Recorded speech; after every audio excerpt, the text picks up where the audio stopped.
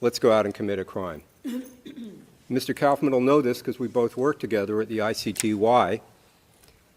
During the trials for Srebrenica and the other Bosnian Serb army crimes, the VRS, every single order that turned out to be criminal, virtually every single order, had in the order from the General Mladic down the chain, respect the Geneva Conventions, treat prisoners of war properly, treat civilians properly in accord with the Geneva Conventions. That was in virtually every order, and it didn't mean anything.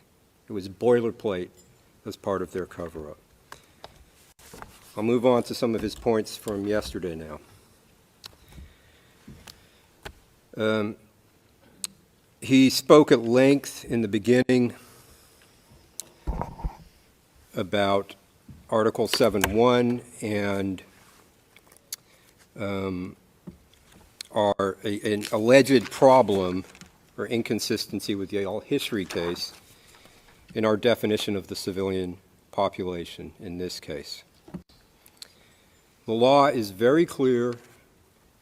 All that Article 7.1 requires is that an attack is directed against any civilian population. That term, any civilian population in 7.1, is not limited to populations defined by nationality, ethnicity, or another distinguishing feature of that nature. It's a question of fact to be decided by the trial chamber. We have set this out, paragraphs 17 through 20 of our DCC. It is not particularly complicated. It is not blurry or ambiguous. We stated that alleged criminals in the Philippines are the civilian population, which are the object of the attack. That's a factual issue. So the position taken in the al-Hishri case, which is different, obviously completely, factually to this case, is irrelevant. Second, the issue in al-Hishri did not concern the definition of the civilian population. It was about the nexus requirement under Article 7 and whether it is necessary for victims of the underlying acts or crimes against humanity themselves to be members of the population. It was a different issue completely. And we have defined the population in this case. That just reminds me of what he said today at one point. Oh, well, these victims weren't necessarily related to drugs or the war on drugs. Read our brief. Read the DCC. It makes it clear that it's criminals, including drug dealers, drug pushers, drug users. The incident I went through, incident 3, in my presentation on Monday, I made it clear the victims there in Davao were alleged thieves. That is why they were murdered by Mr. Duterte. Very quickly, he complained or spoke about well, no, I'm going to skip that, Your Honor. It's not important. Moving on, he also made yesterday multiple comments that were inaccurate about the common plan alleged in the case. First, he said there was no direct evidence that even 2 of the co-perpetrators met in person to discuss the plan, the common plan. Legally, there's no requirement that they do so.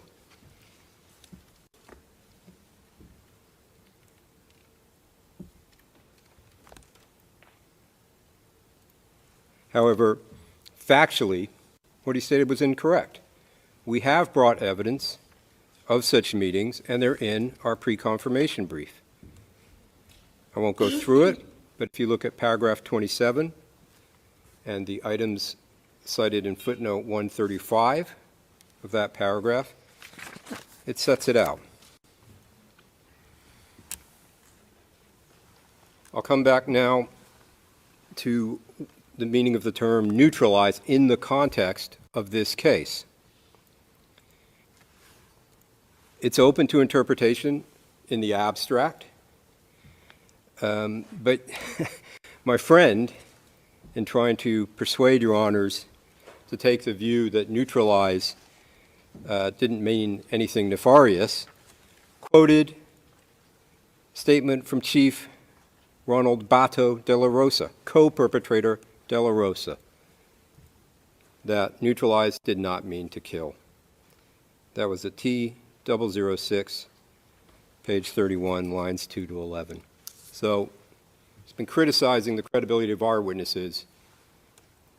Cites the police chief to say, the police chief who signed CMC 16, to say that neutralize is a neutral term that shouldn't be taken as showing any criminal intent. But we set out in our brief multiple witnesses for the mayoral period and for the presidential period who will testify that to neutralize means to kill.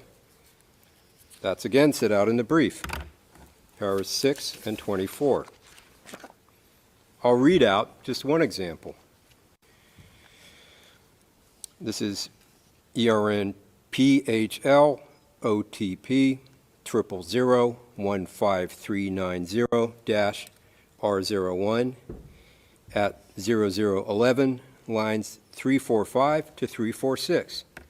Question of this insider witness. Okay, and the words eliminate and neutralize, what do they mean? Witness's answer, kill. You have to kill, whether it is a legitimate operation or not a police operation. So all of the dancing around about the term neutralize doesn't rise to the level where we would not be meeting our standard for confirmation today. One more example, my friend talked about it today. This is incident 13, in which the murder victims were Mayor Espinosa and Raul Yap. As we showed on Tuesday, Mr. Duterte, I won't play the video again, identified Espinosa as involved in drugs and said that he should be shot on sight and tracked down like a dog. And Mr. Kaufman said, yes, but Mr. Espinosa surrendered. And then tried to portray the murder of Espinosa in a jail cell as legitimate self-defense. In a jail cell, there's a shootout.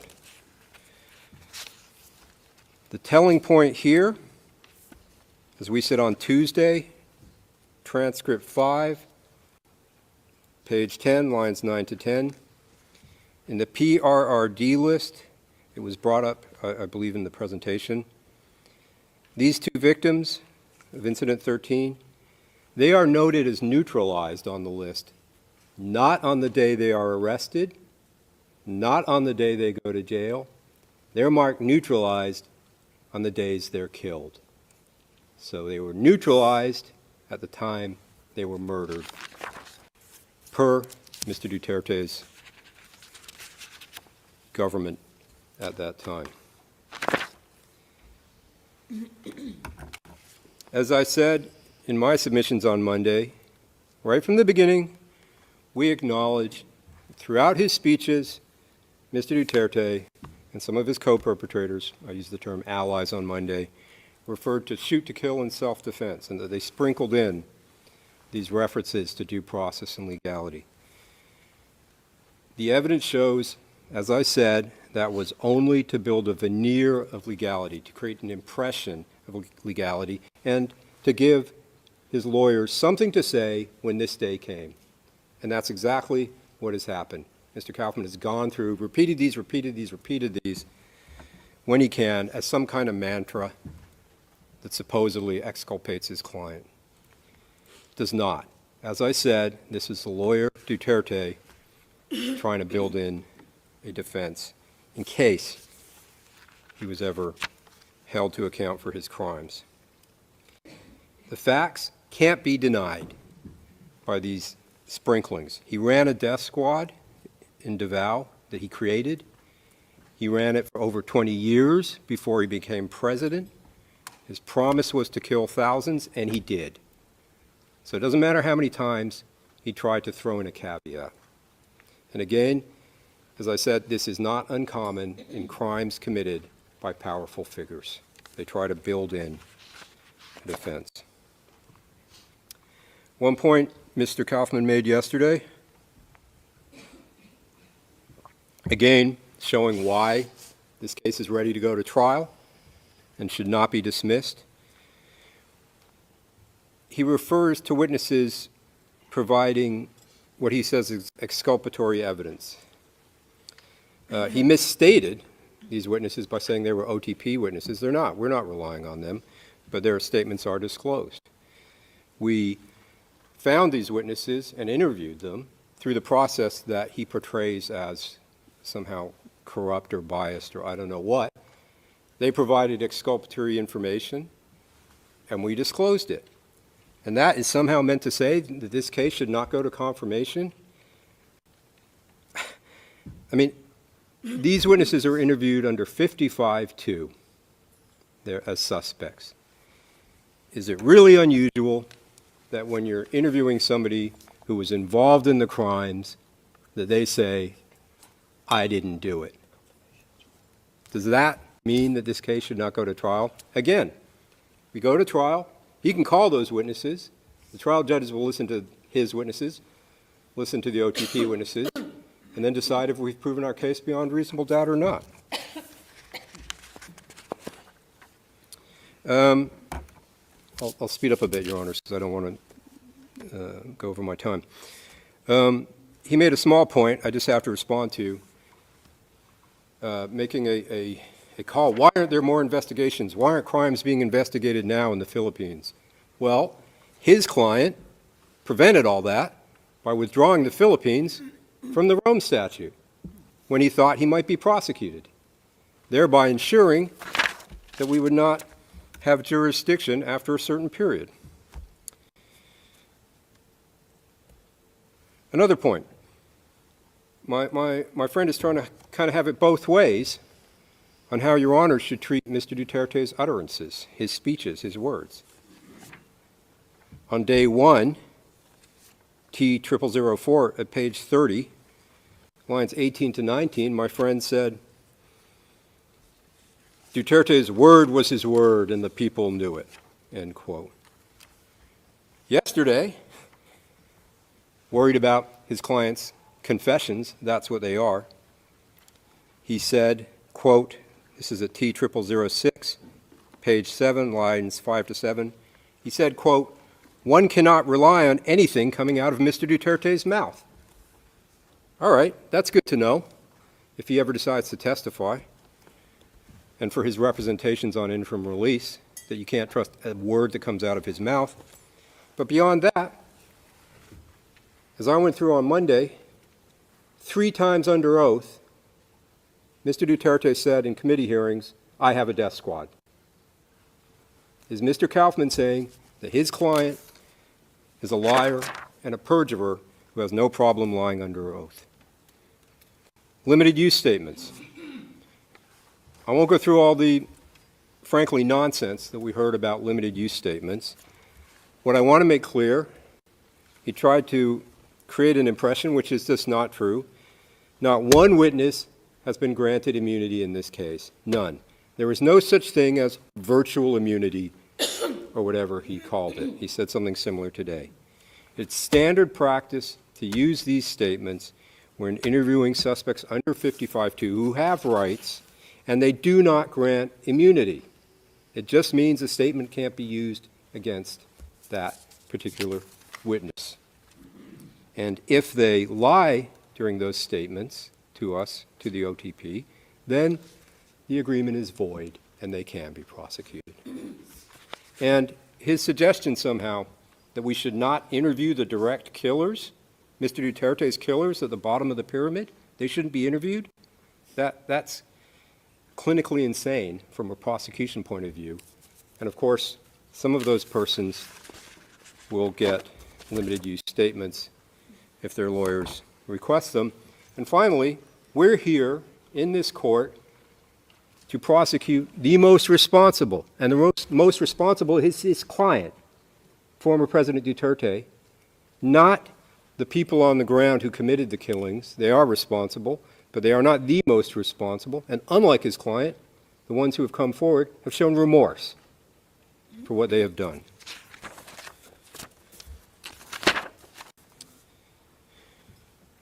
His client, contrary to everything he said in the last few days, the last 3.5 hours, repeatedly admitted committing the crimes we're here for. His killings of his own people, the Filipino people. We saw some of those in our presentations. I'm sorry, I missed one point. He said there was no linkage of the incidents to Mr. Duterte. He said, my friend, not one incident where the direct order came from Mr. Duterte for one of these incidents. Well, he should look at incident 1 of the ones we have charged. And I'm afraid I don't have my cite because I skipped around. But in that incident, the evidence shows that we have a witness who heard Mr. Duterte on the phone, who heard that the order came from Superman, his client's code name and nickname. Mr. Jeremy is helping me. It's at para 89 of our brief, Your Honors. So that was wrong. That is, I just wanted to reply. He said that several times. It's not true. Back to Mr. Duterte. He's proud of his killings. He wants to be remembered for them. Decades of murdering his own people, murdering the children of the Philippines. And he claims that he did it all for his country. He doesn't deny it. He says, as I said early on, it's a necessary evil. It's for the greater good. Doesn't matter how many kids I have to kill. I'll clean up the Philippines. Now I want to play a clip, Your Honors, if we can do that, James. This is, you'll see the beginning. I played just a few seconds of it. I'm going to play more of it now, about 2.5 minutes.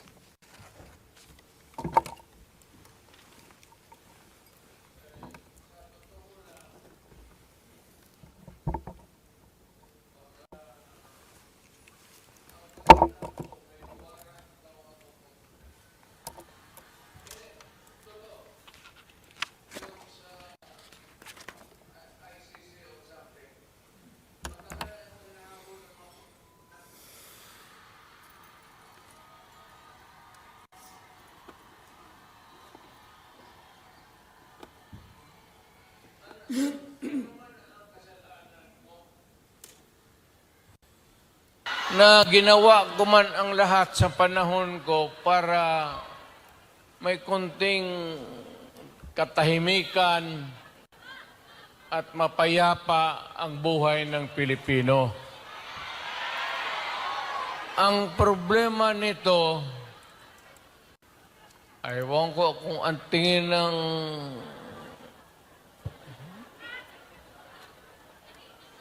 ako'y raw yung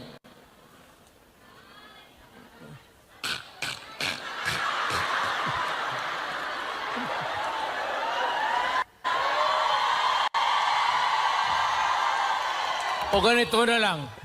Ito ganito na lang.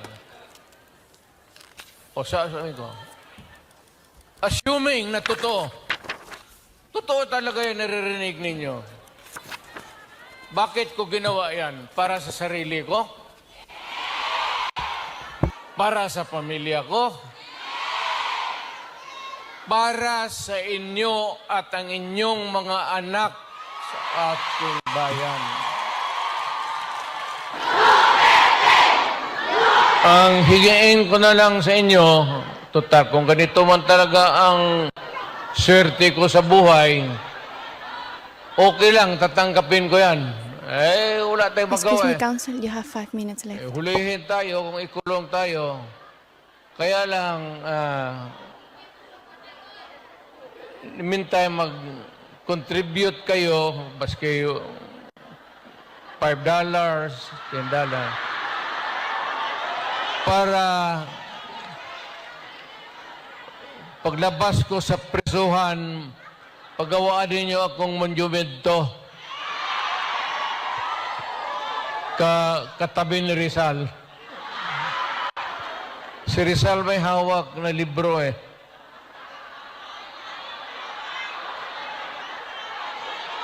Akin.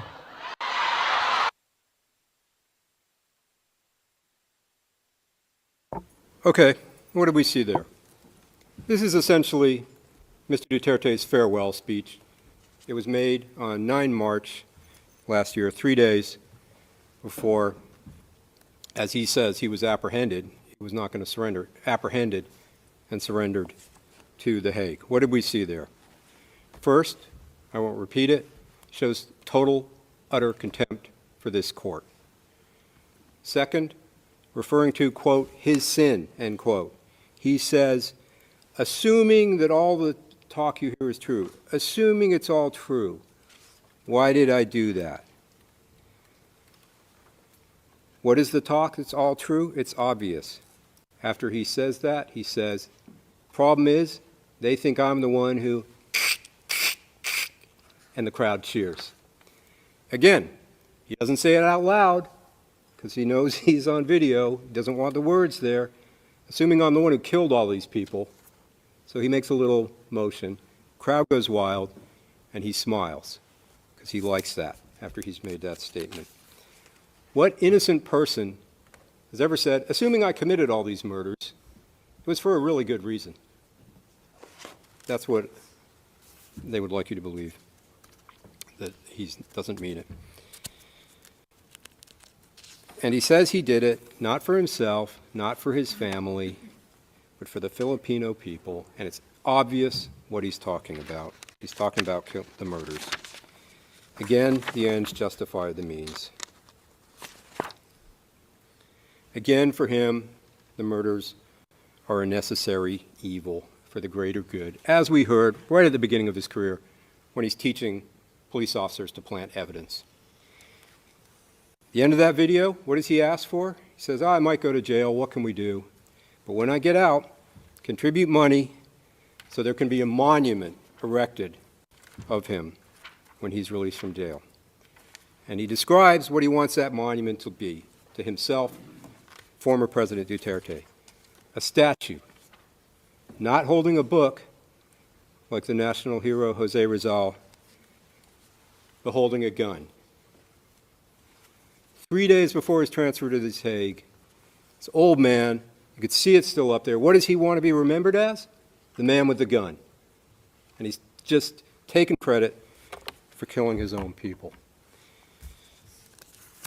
It's time for him to take responsibility for these crimes he brags about and glories in. Can we go to the next one quickly? I think I got about 3 minutes. James. This is tab 146.2. It's a quote from a speech on August 16th, 2017. What did he say? Quote, I know I will have my own downfall. I cannot be president forever. I know that they will demand to answer for all this dead. End quote. And he was right when he spoke those words. He must answer for the dead. The victims demand it, justice demands it, and for purposes of confirmation, the evidence demands it. We have proven it to the level for this to be bound over for trial. We ask you to do that, Your Honors. Thank you.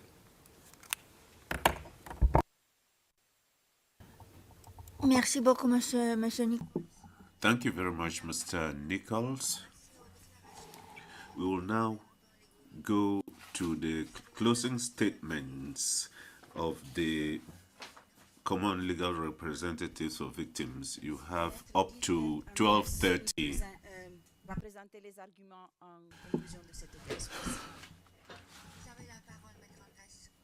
Maître Andres will present the closing statements. George Motok, you have the floor, Mr. Andres. Your Honors, good noon. In our closing statement, the common legal representative for victims will first rebut the defense submissions. Then we will provide the larger context why the confirmation of the charges against Mr. Rodrigo Roa Duterte is vital for the victims, especially in relation to their communities and the Filipino nation. Your Honors, listening to the defense submissions on the merits yesterday and today was to me like listening to the parable of the elephant, wherein they want us to see only the parts of the elephant: the trunk, the tusk, the ears, the head, but not the whole of the elephant. We must look at the whole context. Madam President and Your Honors, it's also my duty as the common legal representative for victims to express the views and concerns of the victims. As they're watching these proceedings, they have stated, and when they heard the defense effectively submitting that the chamber should ignore the systematicity and the widespread nature of the attack, it's like their murdered loved ones are being murdered again. Having conveyed that as my duty, we will address the defense submissions in seriatim with 10 rebuttals. First, on Mr. Rodrigo Duterte's speech, defense argued yesterday that, and I quote, "relying on the former president's speeches as a means of proving criminal intent is impossible." I am quoting the transcript of yesterday at page 4, lines 5 to 6. But the victims convey that the Philippine context is vital in knowing and understanding the criminal intent and impact of Mr. Duterte's speeches. Under the Philippine Constitution, the executive power shall be vested in the President of the Philippines. Whatever the President publicly states is policy. And in the Philippine cultural context, when there is strong respect for those in government positions, especially the President, as head of state and as head of government, the words of the President is to be obeyed, no matter what. Especially for Mr. Duterte, he has portrayed himself as a man of his word. The defense even emphasized, and the prosecution also referred to this last Monday, that, and I quote the defense, "For President Rudy, his word was his word, and the people knew it." End of quote. And that's the transcript of Monday, page 30, lines 18 to 19. The defense even stated that, and I quote, "Rodrigo Duterte was and will always remain a unique phenomenon." End of quote. Referring to the transcript last Monday at page 30, line 14. Mr. Duterte was and is indeed a unique phenomenon in the public and vulgar way in which he used his words to dehumanize the victims of his anti-drug campaign, to excuse their murder, to shape the Filipino psyche to his murderous rhetoric, and to predispose the government agencies under his presidency to follow his words as presidential policy and as orders. And the records show that every time Mr. Duterte exhorts the killing, the murders of alleged drug users, people are murdered all over the Philippines. To our second rebuttal, we rebut the defense legal theory in its Thursday submissions vis-a-vis count 1, which contains 9 incidents of murder during the mayoral period of the suspect. The defense argues concerning count 1 that this is allegedly, and I quote, "hardly widespread." And I'm quoting the transcript of 26 February 2026 at page 6, line 23. We strongly disagree. Widespread refers to the scale of the attack. Courts and commentators interpret it through several indicators, such as the large number of victims, the killings, the deportations, rapes, or other acts affecting many people. Geographical spread, wherein the violence occurs across multiple towns, regions, or a broad area. The long duration, the sustained attacks over time rather than isolated incidents. The mass impact on the civilian population. The attack affects the population as a whole, not just a few individuals. The focus is on the quantitative magnitude. The attack is large in scope or effect. Systematic, on the other hand, refers to the organized nature of the attack. It is about how the violence is carried out, where there is pattern or methodical plan, repeated similar acts showing coordination, organizational policy or approval, wherein there's the involvement of the state or organizational structures, use of resources, logistics, weapons, or personnel deployed in an organized way. Regularity in pattern, not random or spontaneous, but structured. This is a qualitative criterion. The attack is carried out according to a plan, policy, or organized pattern. In the Nataganda case, the trial chamber has held in 2019 that, and I quote, the assessment of whether the attack is widespread is neither exclusively quantitative nor geographical, but must be carried out on the basis of all the relevant facts of the case. End of quote. In fact, in Nataganda, the trial chamber once again emphasized that, and I quote, the term systematic reflects the organized nature of the acts of violence and the improbability of their random occurrence. It refers to the existence of patterns of crimes evidenced by non-accidental repetition of similar conduct on a regular basis. End of quote. In reviewing the evidence in the record of this case, the only reasonable conclusion is that the attack against the specific group within the civilian population, individuals perceived as linked to drug crimes, was widespread and systematic. Contrary to the statistics shown by the defense, there is ample evidence about the high number of murders in this case. Third, on the death rate. Based on the 2019 trial chamber judgment on Nataganda, there is no requisite death rate in order to prove crimes against humanity for murder. Fourth, we rebut the defense legal theory in its Thursday submissions, which refer to the chapeau elements of Article 7 of the statute. The defense argues, inter alia, that allegedly, and I quote, this policy did not and could not constitute an attack directed against a clearly definable civilian population. End of quote. And I'm referring to the transcript of yesterday at page 10, lines 16 to 17. We disagree. Since the chapeau elements of Article 7 of the statute provides for, and I quote, widespread or systematic attack directed against any civilian population.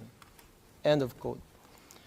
As the element of crimes provide, and I quote, attack directed against a civilian population in this context, elements is understood to mean a course of conduct involving the multiple commission of acts referred to in Article 7, Paragraph 1 of the statute against any civilian population, pursuant to or in furtherance of a state or organizational policy to commit such attack. End of quote. It is also essential to note that on the targeting of a specific category of civilian population, the pretrial chamber has held in the situation in the Republic of Kenya that, and I quote, the chamber takes into account the information relevant to the status of the victims, their ethnic or political affiliation, as well as the methods used during the attacks. End of quote.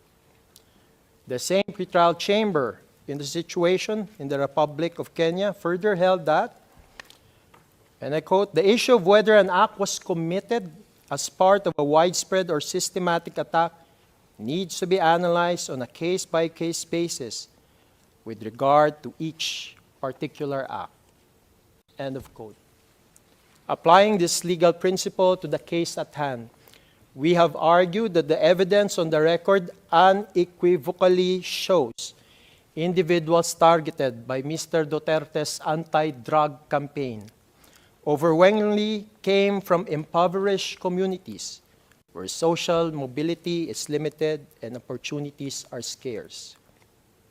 The same type of people in the same type of communities using the same modus operandi were targeted by Mr. Duterte's anti-drug campaign. People from the vulnerable communities, the poor and marginalized, especially in urban, informal settlements marked by high levels of poverty. Thus, we have shown last Tuesday, Your Honors, that Mr. Duterte's anti-drug campaign was really a war against the poor. Consequently, the document containing the charges was not, and I quote, muddled, end of quote, as argued by the defense in the transcript of yesterday at page 8, line 8. Rather, consistent with the chapeau element under Article 7 of the statute, the DCC in paragraph 17 refers to the, and I quote, widespread and systematic attack against the civilian population in the Philippines, end of quote, referring to paragraph 17 in the DCC. While the DCC in paragraph 20 specifies that this attack was against, and I quote, alleged criminals in the Philippines who were perceived or alleged to be involved in drug-related, including production, sale, and use, and other crimes such as theft and murder, end of quote, referring to paragraph 20 of the DCC. The latter, in paragraph 20, is merely a subset of the former in paragraph 17 of the DCC. Again, this framing in paragraph 20 of the DCC is synonymous with the framing in the situation in the Republic of Kenya, wherein police violence targeted perceived gang members. Fifth, the defense yesterday referred to Philippine Supreme Court issuances. And I quote, the defense inter alia referred to, and I quote, Supreme Court of the Philippines in petitions challenging aspects of the anti-drug campaign, end of quote. Referring to transcript of yesterday at page 26, lines 10 to 11. Madam President, Your Honors, I and Attorney Buturian are familiar with these petitions referred to by the defense because we were actually the petitioners' counsels in those petitions. And we actually argued before the Philippine Supreme Court last 2017 on this issue. Nevertheless, the defense critiqued the prosecution's manner of using the quote, Duterte's administration's year-end report for 2017, referring to PHL OTP 0003-3355 or tab 139 for the defense. Specifically, the defense argued that vis-a-vis the, and I quote, deaths of 3,967 drug personalities, end of quote, that, and I quote, these deaths comprise a fraction of the 118,287 total arrests for drug-related activities, end of quote. And I'm referring to the transcript of yesterday at page 32, line 1. Nevertheless, Your Honor, the same Supreme Court decision or resolutions referenced by the defense has stated with respect to those 3,967 drug personalities who died in the anti-drug operations from July 1, 2016 to November 27, 2017, as indicative of the state policy of extrajudicial killings under the Duterte administration. As held by the Philippine Supreme Court in its notice of resolution dated April 3, 2018, which is PHL-OTP-003-3058, and which is tab 112 for the defense at pages 46. I quote the Philippine Supreme Court.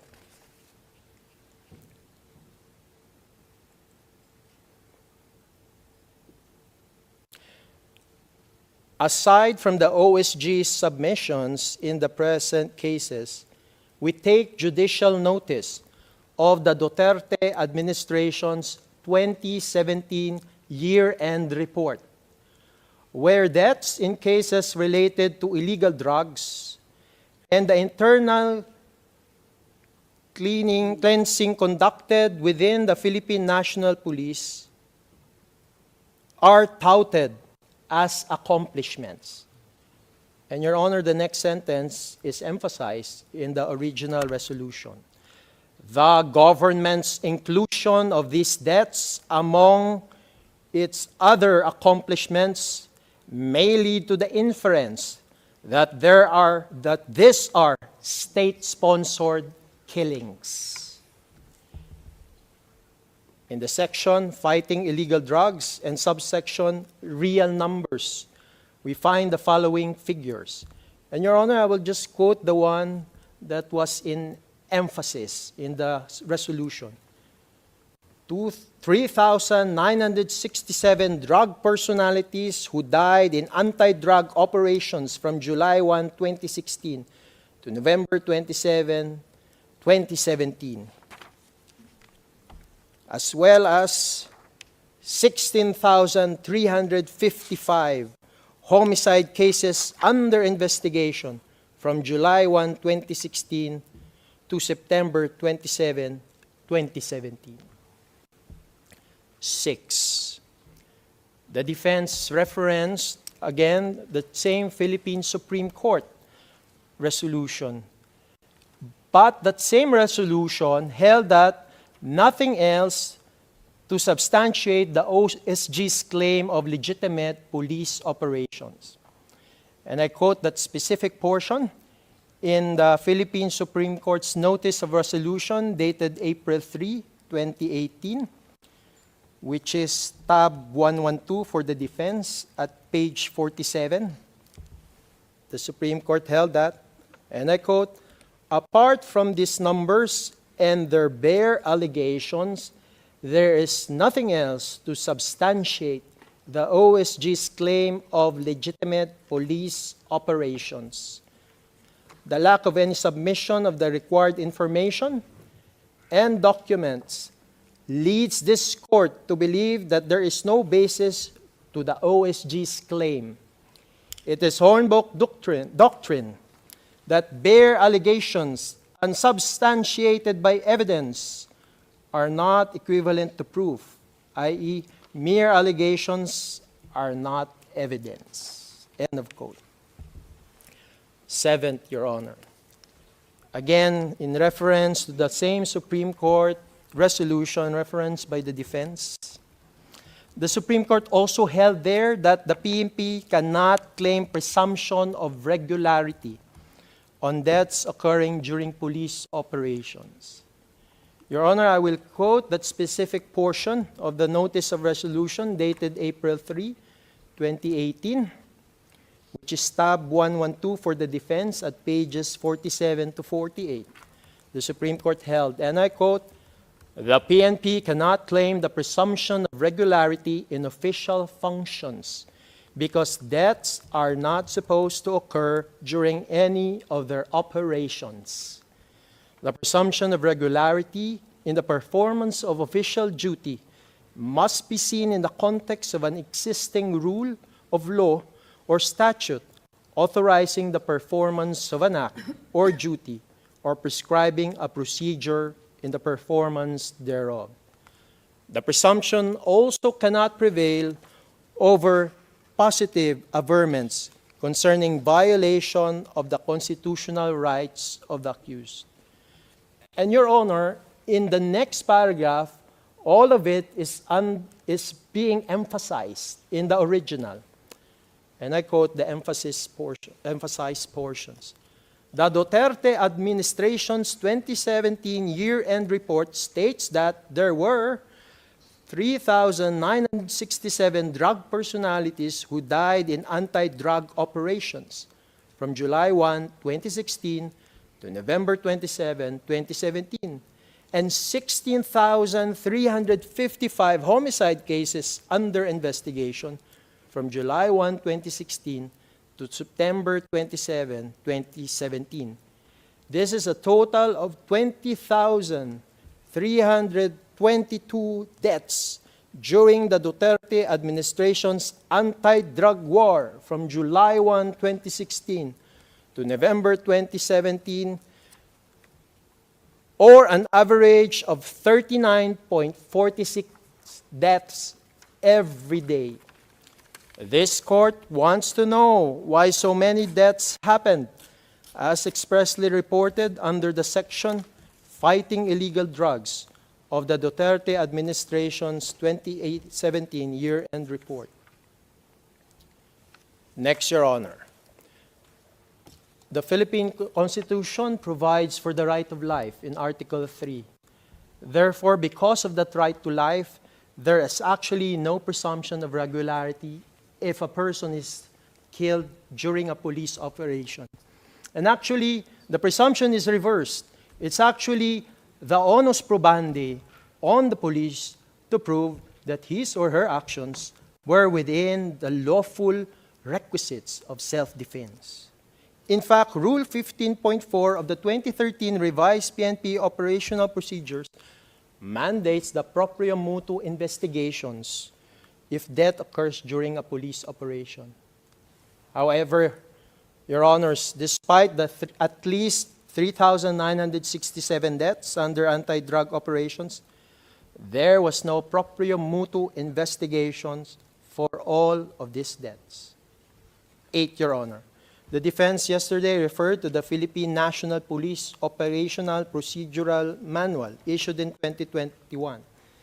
But the same was irrelevant and a non sequitur with respect to how the PNP construed and applied the word neutralize under CMC 16-2016 from July 1, 2016 until March 16, 2019, which is within the temporal jurisdiction of the court. The defense recognizes that the same Philippine National Police Operation Procedural Manual was published in 2021, specifically in September 2021. And it was already after the temporal jurisdiction of this court. Hence, it's irrelevant with respect to this case. 9th, the defense asserted that purportedly the Duterte's administration is, and I quote, intolerant for rotten apple police officers, end of quote. That's in the transcript of yesterday at page 32, line 20 to 21. This is not true, Your Honors. Mr. Duterte's administration has not criminally prosecuted the police officers responsible for the government-recognized deaths of at least 3,967 drug personalities who died in anti-drug operations from July 1, 2016 to November 27, 2017. In fact, the undisputed fact in this case is that the Philippines only investigated Excuse me, counsel. You have 5 minutes left. at most 302 cases. And I refer to the February 27, January 26, 2023 decision of this chamber on the authorization pursuant to Article 18, Paragraph 2 of the statute to resume the investigation.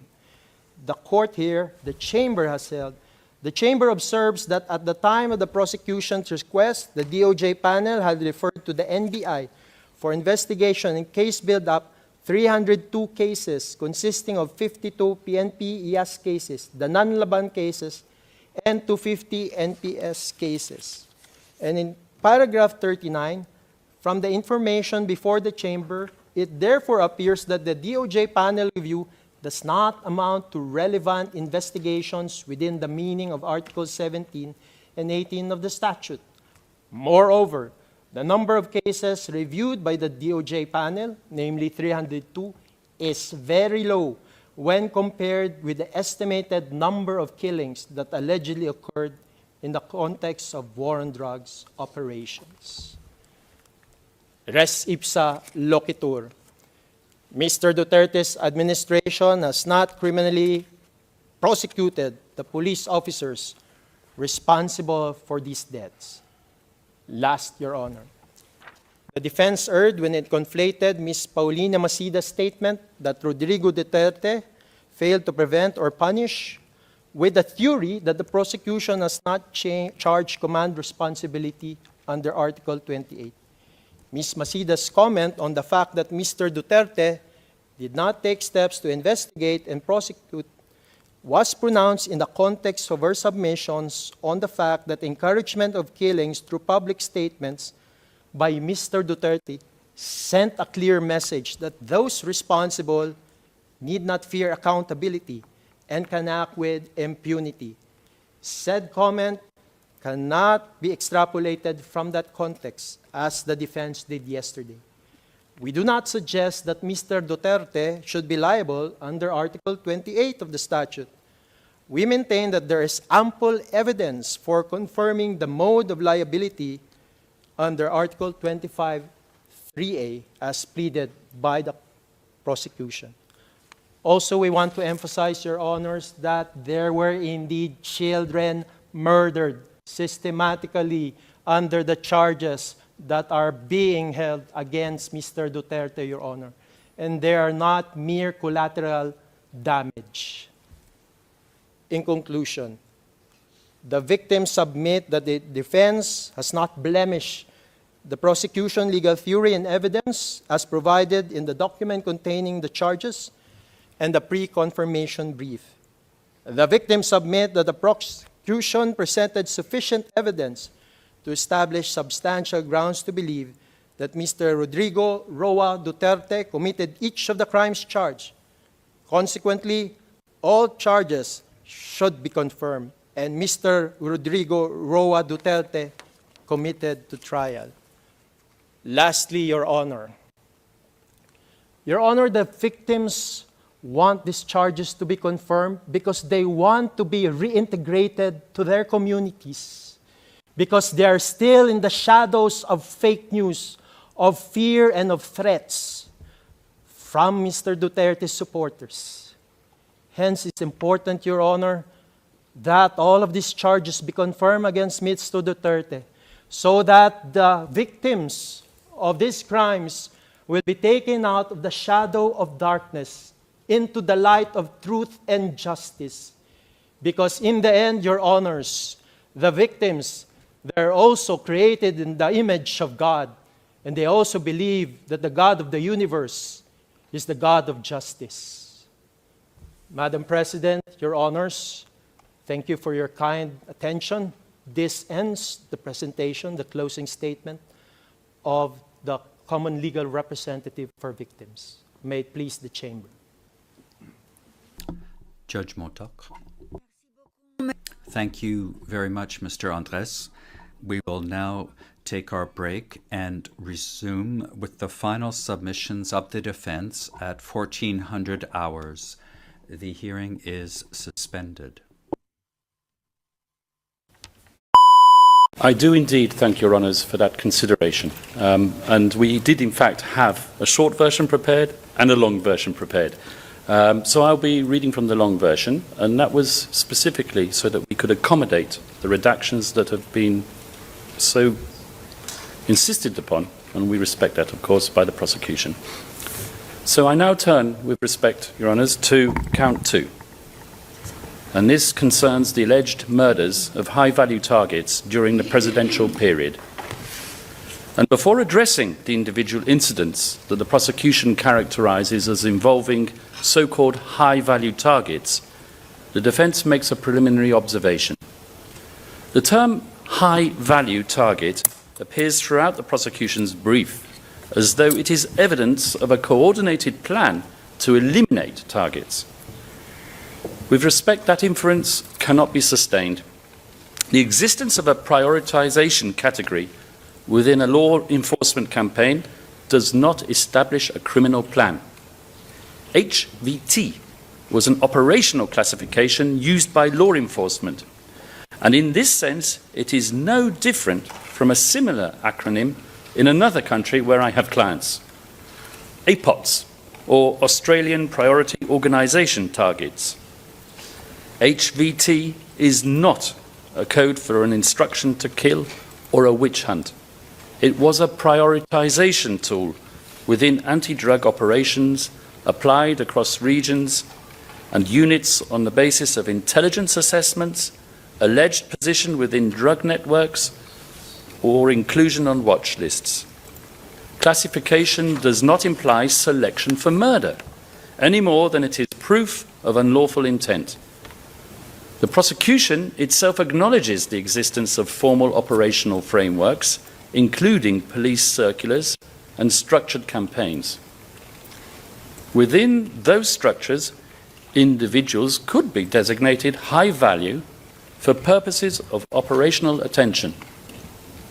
Many HVT operations, in fact, resulted in arrest or surrender, albeit some resulted in fatal encounters. For this reason, each alleged HVT incident must be scrutinised on its own evidentiary foundation. When the incidents falling under Count 2 are examined individually, the pattern we submit is similar to those incidents falling under Count 1. Namely, heavy reliance on insider testimony, wishful and selective reading of police reports, and dubious and tenuous linkage to Rodrigo Duterte. Now, the operations cited under Count 2 were conducted within the framework of the lawful war on drugs, and as such, operational contexts are consistent with planned law enforcement activity, including by-bust operations and coordinated arrests, rather than preordained killings. The evidence for Count 2 incidents consistently shows that the deaths occurred during armed confrontations in which force was used in response to an imminent threat, in accordance with the rules of engagement repeatedly articulated by President Duterte, namely that lethal force was permissible only where life was in danger. Across the Count 2 incidents, there exist contemporaneous documents, whether it be arrest warrants, operational records, or firearms recovery reports, all of which reflect legitimate police operations that escalated into exchanges of gunfire. The general record does not substantiate a theory of wanton execution, yet the prosecution seeks to rely, once again, on the testimony of criminals spilling their hearts with a tacit understanding that they will never be prosecuted. In 4 of the 5 incidents, contemporaneous reports document the recovery of firearms at the scene, indicating that the weapons were used against police and prompting a responsive use of force. In incidents 12, 13, and 14, the operations were authorized by judicially issued search warrants. We have diagrams on the screen being shown. I'm not going to stop. They will be presented throughout my presentation continuously, all in an attempt to save time. Those circumstances are squarely within operational legality and fundamentally incompatible with a pre-planned murder. Incident 14 is particularly instructive. 4 individuals were arrested alive. To us, that demonstrates selective and not indiscriminate use of force. In incidents 10, 13 and 14, gunpowder residue was detected on the victim's hands. At a minimum, that forensic finding is consistent with an exchange of gunfire and not consistent with a straightforward execution narrative. And the prosecution and the victim's representatives simply can't have their cake and eat it.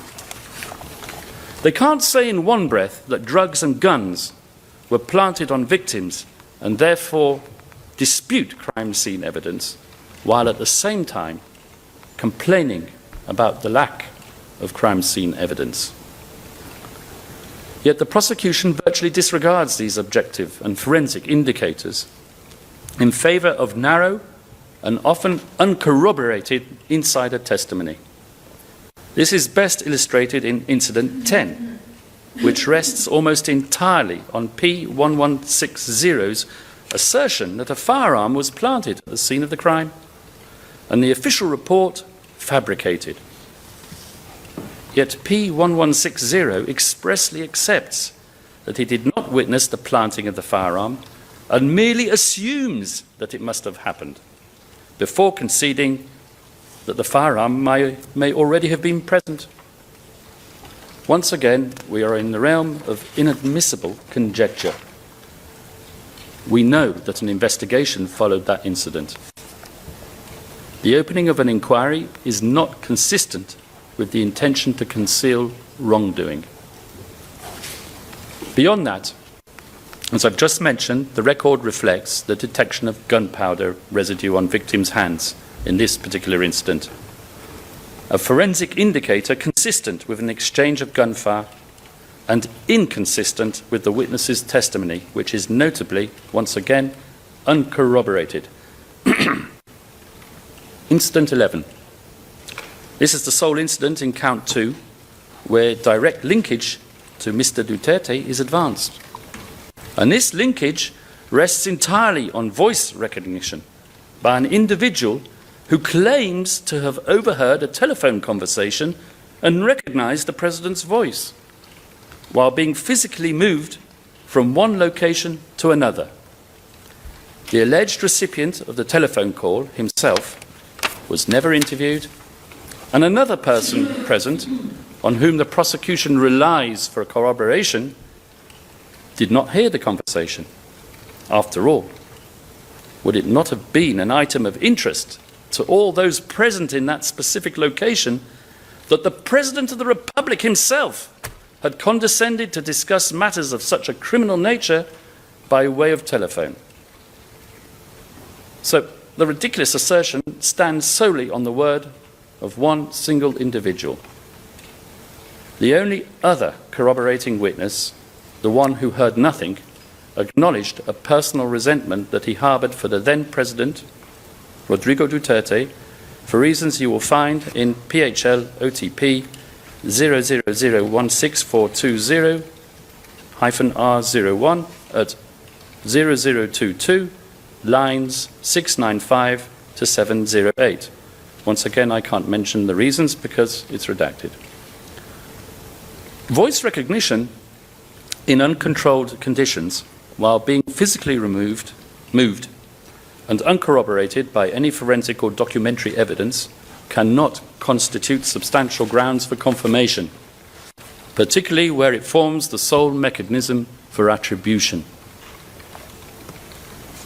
Incident 12. This incident relies heavily on a central witness whose credibility is seriously compromised by retaliatory motives he admits to harbouring against Mr. Duterte. This can be found in OTP tab 55 at page 27. Line and another reason that we cannot mention in open session, but which can be found in PHL OTP 00015-167-R01 at page 0008.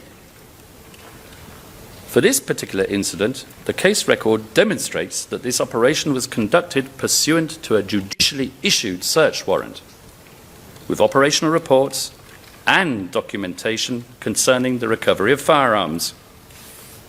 To display such an extensive contemporaneous record one would expect the prosecution to produce forensic evidence capable of undermining the reliability of these materials, evidence demonstrating fabrication or inconsistency sufficient to reduce their probative value. None, however, has been forwarded, because none presumably exists.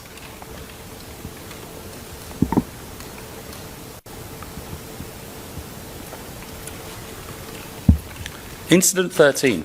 This relates to the killing of Mayor Espinosa, whose name I can mention, and Raoul Yap, who was shot in a police cell. The prosecution's case is largely premised on a witness who claimed to have heard, but admitted not to have seen anything. Thus, there is nothing in the prosecution's evidence to contradict the alternative theory proposed for this incident, which is that there was a firefight between the victims and the officers in the police station Leyte sub-provincial jail. Nor is there a need to enter into these conflicting accounts, because the prosecution's own evidence exculpates Rodrigo Duterte for responsibility for this incident. Not that he admits any connection to it. After all, according to the prosecution, on 1 August 2016, Rodrigo Duterte gave Espinosa a 24-hour ultimatum to surrender. And surrender he did the following day. 4 days later, Rodrigo Duterte commended Espinosa for surrendering to Ronald de la Rosa, commenting that it was just as well that he did. So if we look at it from the point of view of Rodrigo Duterte, that is where the incident ended, despite Mr. Jeremy exhorting us to believe otherwise. What happened thereafter, as awful as it may be, had nothing to do with our client, and not one witness can say that.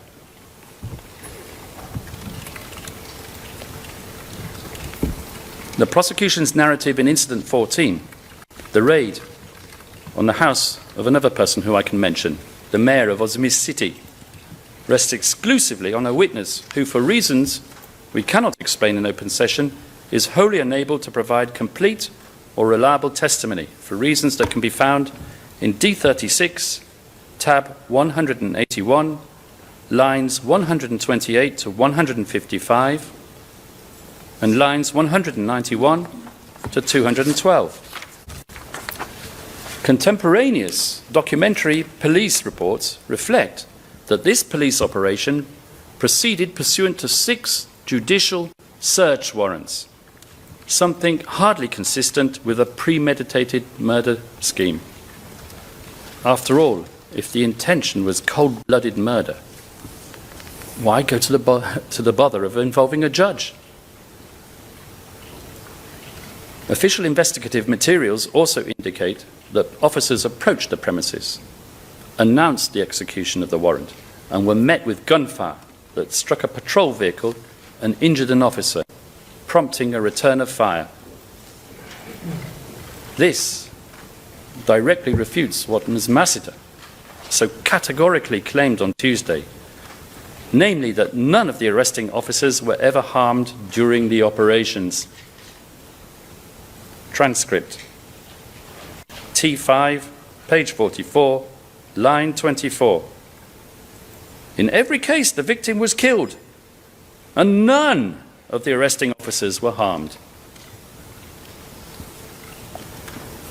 The exchange of fire, as reported, is supported by the fact that gunpowder residue was found on 7 individuals, including on the mayor himself, and a paraffin test turned out positive on the person of one of the victims, indicating that he had discharged a firearm, something totally negating the gun plant theory proposed by the prosecution's only witness. It is also worth stressing that 4 individuals were arrested alive following the operation, and that one of them was subsequently sentenced to life imprisonment after the domestic courts rejected claims of evidence planting. That fact alone is not consistent with a theory of indiscriminate execution, but is rather consistent instead with arrest and prosecution within the boundaries of the law and not indiscriminate use of force. So to summarize, across incidents 10 to 14, count 2, we see absolutely no evidence whatsoever of any attribution to Mr. Duterte on the granular level, nor do we see any evidence of a mutually agreed course of conduct on the upper hierarchical level of government involving Mr. Duterte and his alleged so-called co-perpetrators. The record reflects police operations conducted at unit level, sometimes under judicial warrant. P1166 describes operational discretion resting with the local team leaders and characterizes planned killings as rare and locally motivated. P1066 clarifies that to neutralize, that word which has been heard so often in the last few days, neutralize referred to lawful enforcement, not killing, the prosecution's own witness. The Senate committee report refers to rogue uniformed police. To conclude, the evidence reflects decentralization, not control required under indirect co-perpetration. And for these reasons, confirmation on count 2 cannot stand.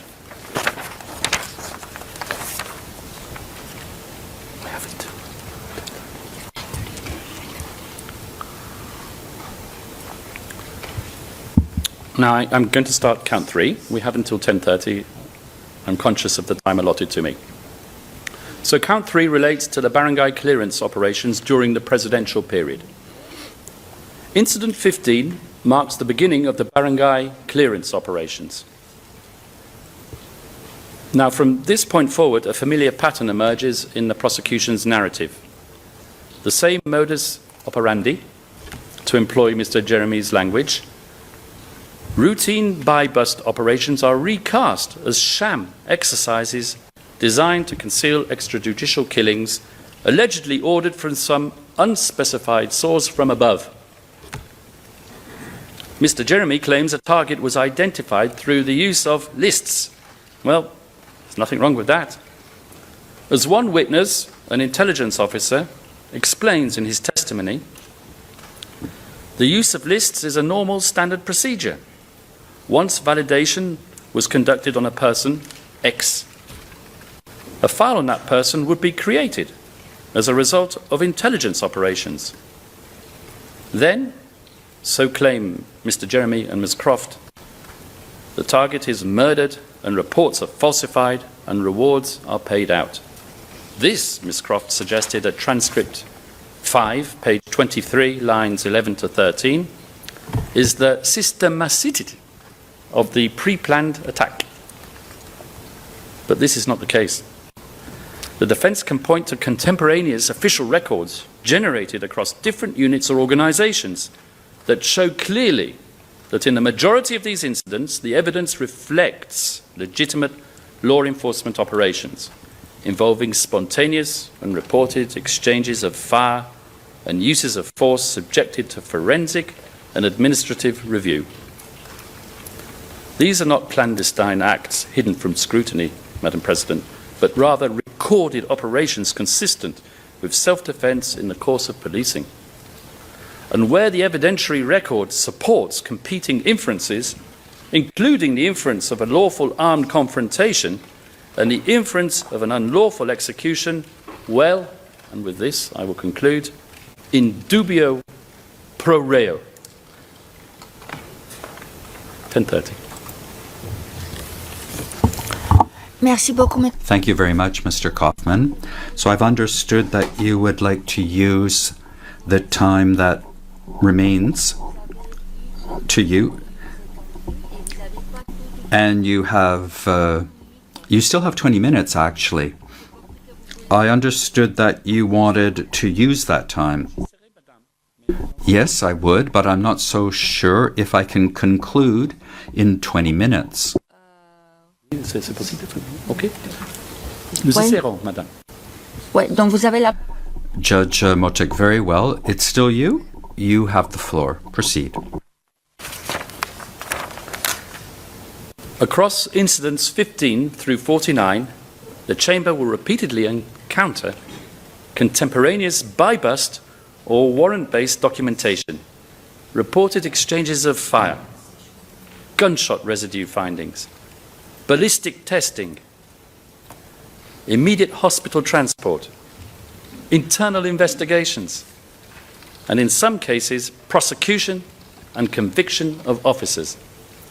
Against all of this evidence that you've just seen on the screen here, the prosecution offers single insider accounts of alleged stagings, uncorroborated assertions of weapons planting and nanlabans, unsupported by any forensic evidence, often speculative, frequently contradicted by the alleged co-participants, or yet, more often, complete silence from the alleged co-participants, as they were never even questioned about the incident. And most importantly, despite Mr. Jeremy's assertions on Tuesday, wherein he claimed that the police reports were repeatedly falsified to legitimate the operations as acts of self-defense, copy-paste reports in which victims were frequently blamed for their own deaths, there is zero proof, none, that the only existing contemporaneous documentary evidence is fabricated or unreliable. No proof whatsoever of this supposed falsification in the entire case record. And on this point, let us just clarify a basic principle, that a state document with the appropriate stamps and signatures and what have you is prima facie reliable, or in other words, it carries a presumption of administrative regularity. And if the prosecution seeks to displace that document and call the entire state apparatus into question, then the burden rests on it to produce credible, objective evidence rebutting that presumption. Bare allegations or reliance on single prosecution witnesses cannot suffice to overcome this presumption of authenticity and correctness, nor should the burden shift to the defense to prove that those documents are not falsified. Now, we do not deny that in some instances the record may reveal unlawful conduct by individual officers. Mr. Jeremy referred to a press release, OTP tab 108, in which the police proclaimed that 32 people were killed in Bulacan big-time operations, and then went on to refer to this as one single operation in which 32 victims were killed by the police in Bulacan. But what Mr. Jeremy failed to tell you, Your Honours, is that one of the prosecution's own witnesses explained clearly that he investigated these deaths in an official capacity soon after the killings and found that 33 people were actually killed in different municipalities and provinces in central Luzon, but that their bodies were delivered to Bulacan. This was not, as Mr. Jeremy suggested, a single incident of mass murder, but rather an improper aggregate of a series of law enforcement operations over the course of 24 hours, executed in large geographical area, and for which we have no evidence in the case record. There's no evidence on the perpetrators, victims, motives, manner of attacks, methodology, in essence, nothing to link them to an alleged fantasy common plan. Everything is just stitched together enough to give it a veneer of organization. I now turn to incidents reflecting documented armed confrontations. And as mentioned when I first turned to this count, the documentary record, which has not been displaced by any evidence proffered by the prosecution, reflects attempted arrests, resistance, and responsive use of force. And you've just seen some of the documents up there on the screen. Let's turn briefly to Incident 17, for which the prosecution has relied on a witness who stated that the planting of evidence was an open secret in the locality and province more generally.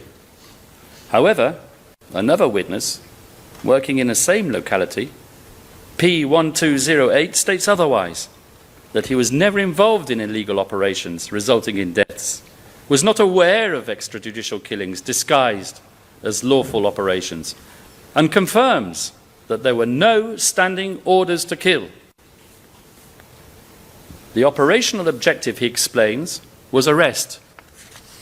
Lethal force only when the circumstances required it. And you can find this information in Defence tab 96. And we see this pattern again and again and again. In Incident 40, for example, P1131, who worked with the individual alleged to have shot the suspect, stated clearly that the killings occurred only in circumstances of lawful use of self-defence. That can be found at Defence tab 74, and you can see it on the screen as well. This type of testimonial evidence is also corroborated by documentary and forensic evidence. Incident 15, the prosecution again resorts to its usual pro forma narrative of staged killings or nanlabans.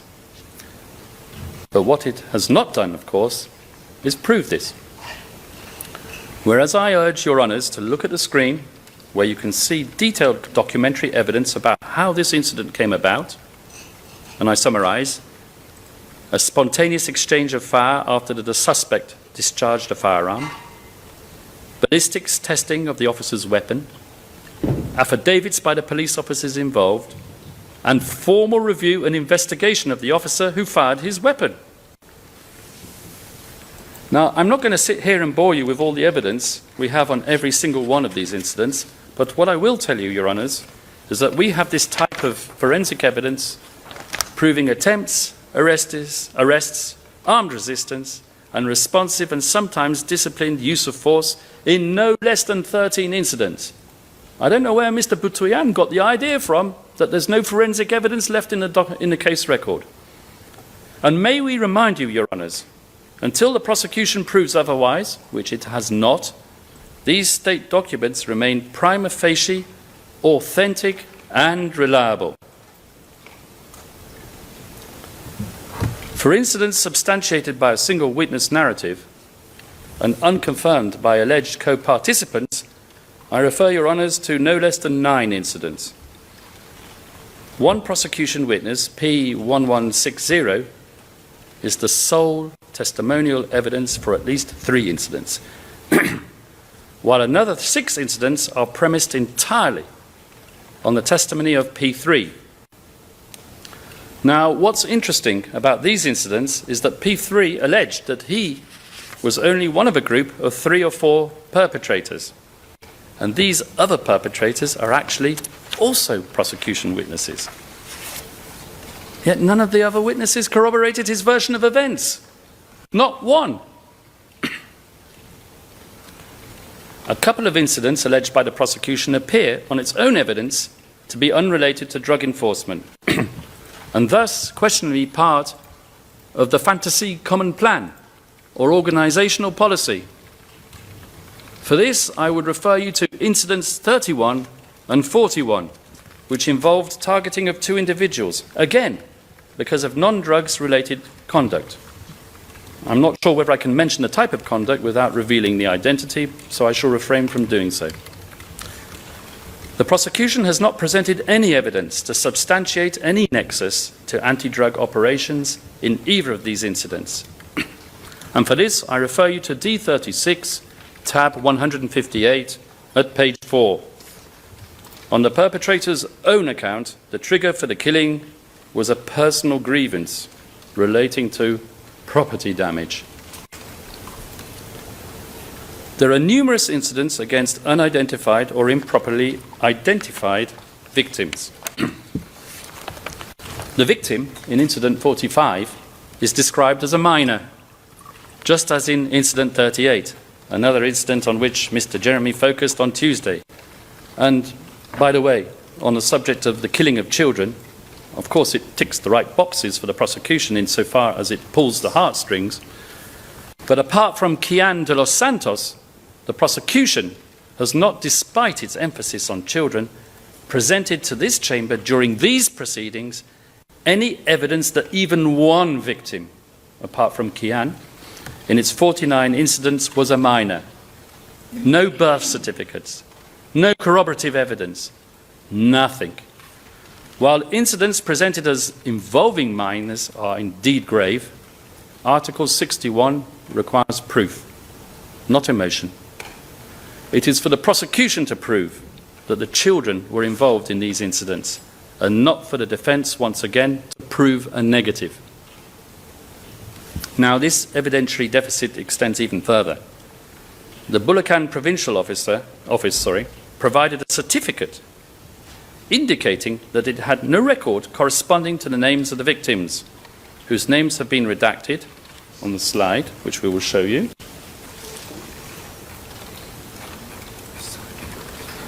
Okay, well, we'll pass on. But their names have been redacted. And these are alleged police killings, yet no operational report. Indeed, no contemporaneous documentation whatsoever has been produced. So on what does the prosecution base its claim that these individuals were murdered by the police other than P3? The prosecution relies almost exclusively on the account of P3 echoed by P8. And this is rather ironic. Does the prosecutor claim that P3 is corroborated by P8 when the source of P8's information is in fact P3 himself? Bootstrapping logic, once again. The alleged direct perpetrator, P1201, stated during his interview that he had never participated in an operation involving a child. The other officer allegedly present during both incidents, P1131, was never questioned about these events by the prosecution. And that omission, we submit, is not neutral. These incidents, therefore, cannot simultaneously be characterized as manifestations of a centrally designed OTBT-based common plan, because they quite clearly fall outside of that plan. And it does not reflect what the prosecution on Tuesday described as the systematic features of a national network operation.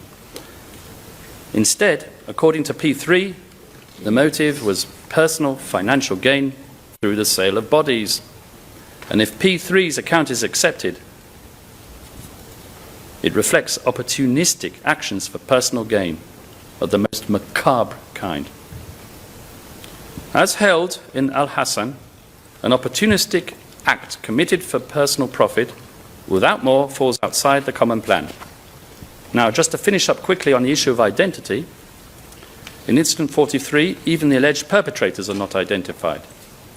Without identification, the Chamber cannot assess their institutional affiliation, chain of command, or attempt to make any possible linkage to Mr. Duterte. One more thing, Your Honours. The prosecution focused for some time on Incident 23. I can mention his name, Mr. Benjamin Vizda. Mr. Jeremy displayed compelling footage of Mr. Vizda's arrest and then what happened when Mr. Vizda was taken away on the motorcycle.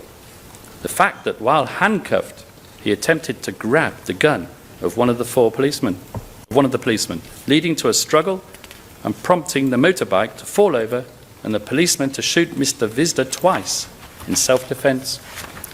And that this PNP report appears to be corroborated by another prosecution witness, whose testimony fully aligns with the substance of the police document. Mr. Jeremy claimed that the PNP reports were false, relying solely on the allegation of one witness that the scene was staged. This witness claimed that the handcuffs were removed from the victim, that the body was loaded on the tricycle a few minutes after being shot and then brought to the hospital. However, his account is contradicted by the very picture the prosecution has shown you on Tuesday. Indeed, it appears that the prosecution is submitting documentary evidence which undermines its own witness's testimony. As you can see here, handcuffs are on. The body is on the ground rather than on a tricycle. Photojournalists are also present. This contradiction was even noted by the prosecution's investigators at the time of the interview and was put to the witness And when confronted by the investigators, what did that witness say? I don't know if I can. Prosecution must still establish vertical linkage to Mr. Duterte. But there is no evidence that Mr. Duterte knew of Vista, that he directed the operation, or that he approved its planning, nor has the prosecution demonstrated that the incident would not have occurred in substantially the same way absent his alleged contribution. 2 minutes left. Without proof of control over the commission of the specific crime, Article 25(3)(a) cannot be satisfied. And finally, with regard to count 3, the prosecution's witnesses themselves concede that there was no formal approval process. Targets were selected without validation, officers acted for personal reasons, and decisions were taken locally. All of this destroys the assertion that there was a mutually agreed common plan. I will elaborate. P1160 claims hierarchical transmission of policy within the police, while simultaneously acknowledging officers' autonomous killings for personal motives. Those propositions cannot comfortably coexist. P3 explains that certain officers acted outside any common plan and for opportunistic reasons. See Incident 38. In Incident 49, P1207 attributes instructions to local officers without evidence of communication or direction from higher authorities. And most significantly, P1207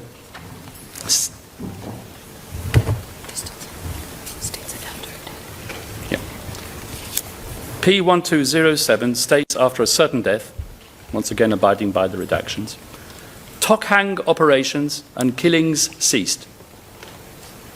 This indicates, Madam President, Your Honours, that dependence on specific individuals, not an enduring organisational policy.